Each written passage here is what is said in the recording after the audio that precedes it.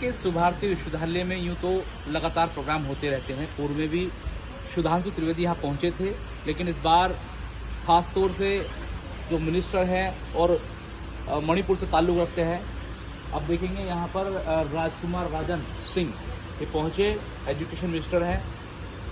हालांकि क्या प्रोग्राम रखा गया और किस तरीके से यहाँ जो समारोह हुआ, जानने के लिए मेरे साथ सुभारती ग्रुप के ऑनर हैं डॉक्टर अतुल कृष्ण भटनागर।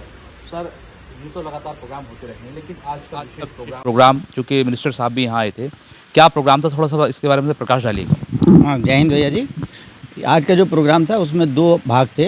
एक प्रोग्राम तो ये था कि इसमें हम लोगों ने एक यहाँ हॉस्टल बनाया है, जो कि विशेष रूप से नॉर्थ ईस्ट के बच्चों के लिए बनाया गया है। और ये एक 9 मंजिली इमारत है जिसमें 160 कमरे हैं, और हर कमरे के अंदर विशेष बात यह है कि इसके अंदर एक किचन भी है। और वो इसलिए ज़रूरी था कि जो नॉर्थ ईस्ट के जो लोग हैं उनका कुछ खाने पीने का कुछ थोड़ा सा यहाँ के तरीके से थोड़ा सा डिफरेंट होता है, तो उनको कभी कभी दिक्कत पड़ती थी। तो उसके लिए उनको किचन युक्त उनको हॉस्टल बना के दिया गया, जिससे कि अगर वो कुछ अपना भी बना के खाना चाहें तो उनको असुविधा ना हो। तो एक तो उस हॉस्टल का हम लोगों ने नाम जो है वो मणिपुर की रानी गाइदोनलीर थी, उनके नाम पे रखा है, तो उसका उद्घाटन था।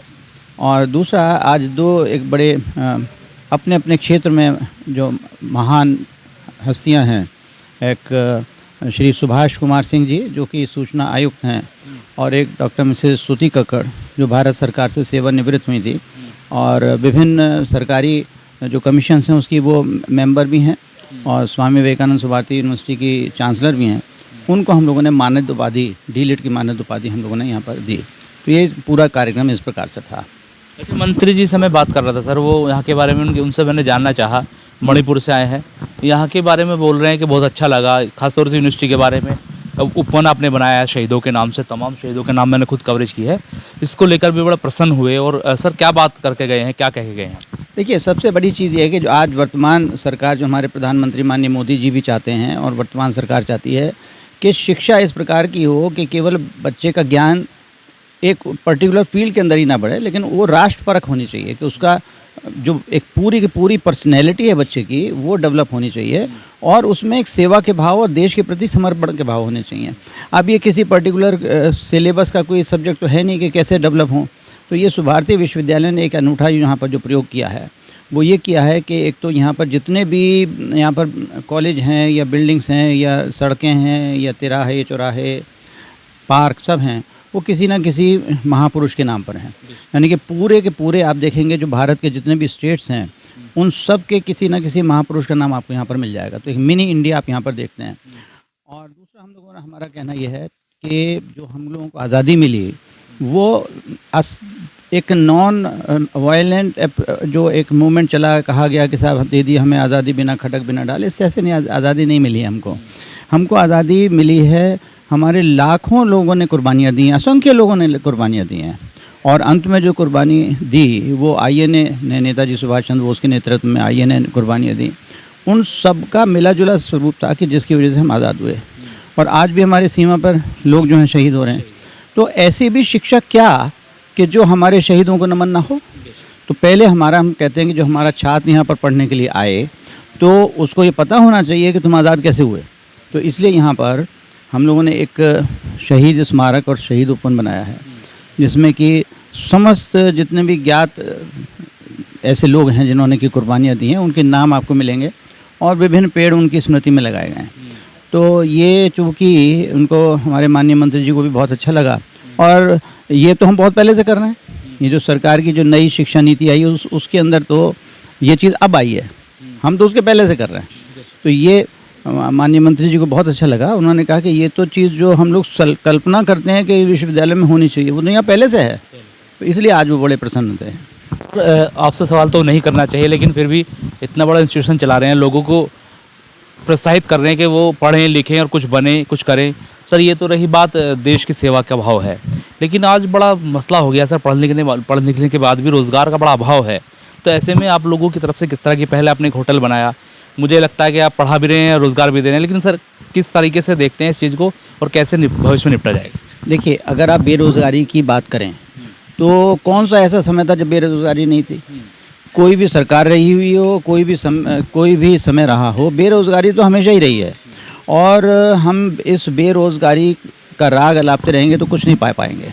हमारी सोच ये होनी चाहिए, एक तो ठीक है शिक्षा नीति में जो परिवर्तन हुए हैं बहुत अच्छे हुए हैं कि शिक्षा नीति जो है वो रोज़गार परक होनी चाहिए, कि जिससे कि आदमी एक थ्योरेटिकल पढ़ लिया, पढ़ते जा रहे हैं, बीए कर लिया, एमए कर लिया और उसके बाद नतीजा कुछ नहीं निकला।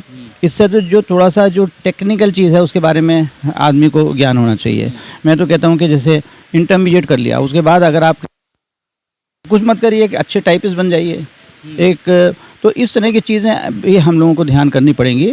दूसरी चीज़ जो ये हम लोग जो कर रहे हैं विशेष रूप से कि हमारे जो भारतीय के जो हर जितने प्रतिष्ठान हैं, एजुकेशनल इंस्टीट्यूशंस हैं, उनके साथ हम कोई ना कोई ऐसा उपक्रम बना रहे हैं जहाँ रोज़गार भी मिल रहा है। जैसे अभी आपने होटल की बात कही, तो अब होटल में दोनों ही काम हो रहे हैं। होटल में बच्चों को, जो होटल मैनेजमेंट के बच्चे हैं, उनको प्रशिक्षण भी दिया जा रहा है और उसके बाद जॉब भी उनको मिल रही है। ऐसे हमारा जो आज़ाद हिंद रेडियो है या टीवी सेंटर है, के जो जर्नलिज्म के बच्चे हैं वो यहीं पढ़ो, ट्रेनिंग लो और उसके बाद यहीं नौकरी करो।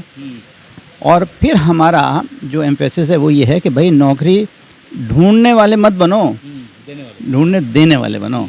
तो एंटरप्रेन्योरशिप अपने आप में डेवलप करो और इसके लिए हम लोग बहुत सारे स्टार्टअप्स हम लोगों ने शुरू किए हैं। हम एनकरेज कर रहे हैं बच्चों को। लेकिन फिर भी सर जो दिशाहीन स्टूडेंट हैं सर, उनको कैसे पटरी पर लाया जाए? आपने कहा बीए कर लिया, एमए कर लिया, sir back to square one वाला जो है फॉर्मूला आता है फिर वहाँ पर।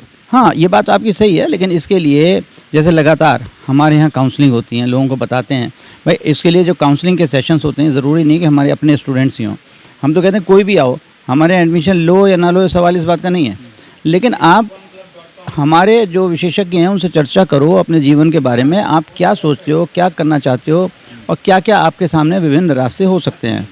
आप आंख बंद करके बस एडमिशन ले लिया और समय पास कर लिया, इससे कोई लाभ नहीं है। तो ये हम लोग लगातार काउंसलिंग सेशन करते हैं।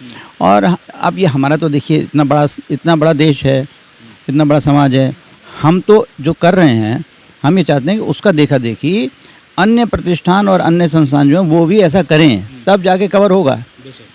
लेकिन हम एक रास्ता दिखा रहे हैं। तो डॉक्टर साहब हमारे साथ थे, एक रास्ता दिखाने की कोशिश, एक मैसेज देने की भी कोशिश। हालांकि उन छात्रों को भी ये बताने की कोशिश है कि हमारे देश को आज़ादी ऐसे ही नहीं मिली और आज़ादी का जिस तरीके से बिल्कुल फूंका गया, आने वाले जो पीढ़ी है, जो नौजवान है, वो इस बारे में नहीं जानते। लेकिन उनको जागरूक करने के लिए, अवेयर करने के लिए बाकायदा यहाँ पर एक उपवन बनाया गया है। पेड़ पर भी देखो शहीदों के नाम लिखे हैं। इसके अलावा पूरे उपवन के अंदर आप देखेंगे शहीदों के नाम बड़ी तादाद में लिखे हुए हैं। और यहाँ पर जो भी लोग आते हैं वो कहीं ना कहीं जागरूक होकर जाते हैं कि किस तरीके से देश को आज़ादी मिली। लेकिन इन्होंने कहा है कि अपना प्रयास आगे जारी रखेंगे। दिशाहीन छात्रों को भी ये बताने की कोशिश की जाएगी कि कुछ अलग करने की कोशिश कीजिए, देने वाले बनिए, लेने वाले मत बनिए। यानी कि मोटिवेशनल बातें यहाँ डॉक्टर साहब ने कहीं ना कहीं कही हैं। ऐसे में हम भी ये मैसेज देना चाहते हैं कि अगर आप स्टडी कर रहे हैं, अगर आप छात्र हैं, तो दिशा से मत भटकिए, एक मोटिव बनाइए, एक एम बनाइए, उसको अचीव करने की कोशिश करिए। डॉक्टर साहब जैसे लोग हैं, सैकड़ों लोग हैं जो मोटिवेशनल जो है काम कर रहे हैं, मोटिव कर रहे हैं और बाकायदा इंस्टीट्यूशन भी खोल कर बैठे हैं। ऐसे लोगों से मिल सकते हैं, काउंसलिंग हो रही है, काउंसलर से मिल सकते हैं, अपने बारे में बता सकते हैं, जान सकते हैं। यानी तमाम चीज़ों पर बात की डॉक्टर साहब ने। फिलहाल अपने सहयोगी तस्लीम राणा के साथ मैं मनोवर चौहान, न्यूज़ निवारण टीवी, मेरठ।